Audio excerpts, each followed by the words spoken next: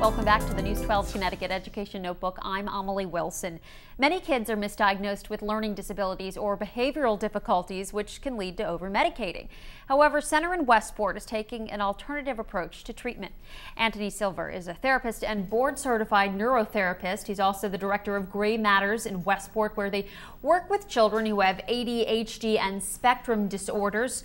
Thanks again for coming, Anthony. My pleasure. Thank you. So first of all, you've got a student not doing well in school. They come to you. How can you help them? I think the first thing to do is to identify or to remove some potential issues.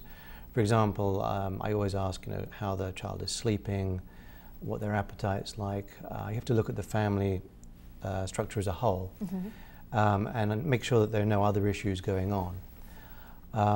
Frequently, the children are diagnosed with ADHD when they could actually have anxiety or other issues going on. So, like their parents could be going through a divorce. Exactly. There could be all sorts of stress in the family which you have to eliminate before you really identify the problem as ADHD. How many kids do you think are misdiagnosed with that each year? With the kids that I see, I would think roughly half don't have what I would call classical ADHD. Okay.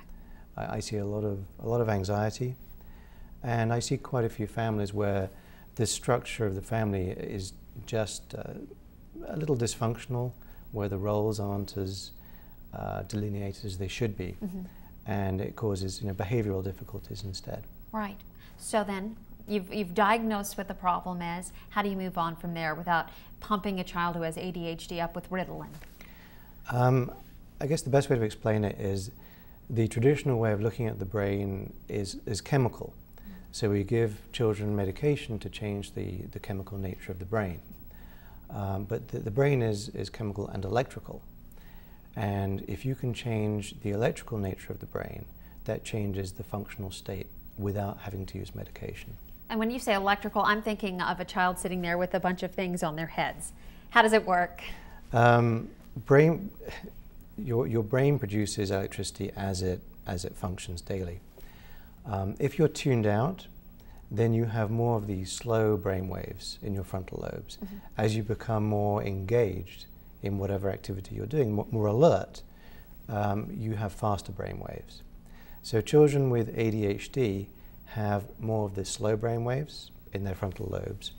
So what we do is we train them to increase the fast wave activity and decrease the slow wave activity, and the symptoms of ADHD disappear completely. How long does it take to train?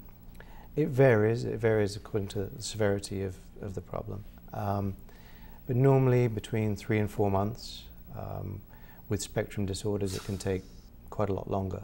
Is this something that could be covered by insurance? Generally it's not, okay. Which is a problem. Right. Well, I'm sure you all are working to hopefully change that. Now, what ages do you usually treat patients? The youngest is 5, I think, that I'm working with right now. And I treat people up to their 60s. So there's no limit. No, I mean it's not just school either. If you can't focus at work, or just even having a conversation at a cocktail party, this could help, right? That's right. I think there's huge potential in my field for geriatrics, with people who are suffering from cognitive decline, which is natural, to just keep the brain active in the same way that people do Sudoku and crosswords or bridge or any other mentally active game. Neurofeedback could be used to stimulate the brain in the same way. Is everything done in your office in Westport, or do you have to do it in a hospital setting? No, it's interesting. With the program that we use, children take systems home. So we have these little portable EEG machines that we program for each child according to what their brainwaves look like.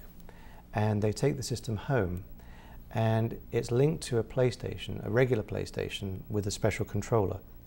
So the way it works is that as children concentrate more, which is what you're training them to do to help with ADHD, the car in the game goes faster. So they have a brain-powered PS2, essentially. Wow, so they've got the controls. They've got the controls, and they take the system home. Normally I see them every 2 weeks, and they have 14 sessions recorded on this little portable machine when they come back.